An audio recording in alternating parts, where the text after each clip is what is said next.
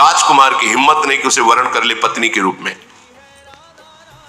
एक दिन उपवास करके, सिर से स्नान करके, देव पूजन करके, ब्राह्मणों से स्वस्ति वाचन करा करके, इष्ट देवता का प्रसाद माथे पे धारण करके वो अपने महात्मा पिता के पास गई और प्रणाम किया।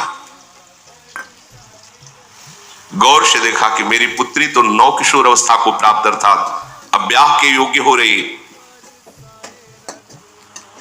उन्होंने कहा, बेटी, किसी भी राजकुमार की सामर्थ्य नहीं कि तुम्हें वरण कर सके।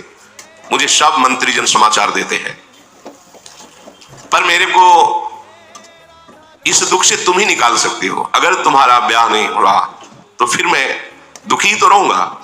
स्वयं कोई राजकुमार वरण नहीं कर रहा तुम्हारा, क्योंकि गुप्तचरों द्वारा पता चलता है किसी वर में इतनी सामर्थ्य नहीं कि तुम्हारा पाणी ग्रहण कर सके। तुम्हारे तेज से प्रतिहत होकर किसी की सोच ही नहीं बन सकती कि तुम उसकी अर्धांगिनी बनो। इसलिए तुम्हें स्वयं वर का वरण करना होगा। कोई वर तो तुम्हें वरण नहीं कर रहा, ऐसा तेज तुम्हारा सौंदर्य है।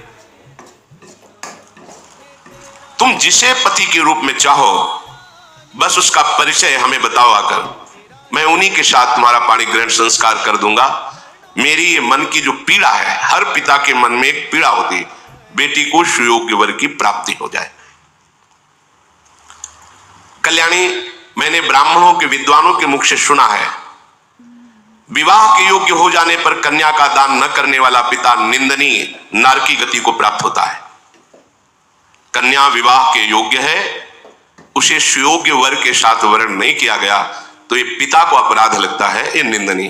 ये देखा है, बड़ी शोक और चिंता में हो जाते। जब जनक जी हो गए तो औरों की बात क्या, परम ज्ञानी ब्रह्मबोध संपन्न, जब कोई राजकुमार अजगों को नहीं उठा पाया तो वो बोले कि हाय, यदि मैं ऐसा जानता कि पृथ्वी वीरों से शून्य हो गई तो मैं ऐसी शर्त ही नहीं रखता, ऐसी प्रतिज्ञा नहीं रखता, आज मेरी पुत्री कुंवारी रह जाएगी मेरी प्रतिज्ञा के कारण।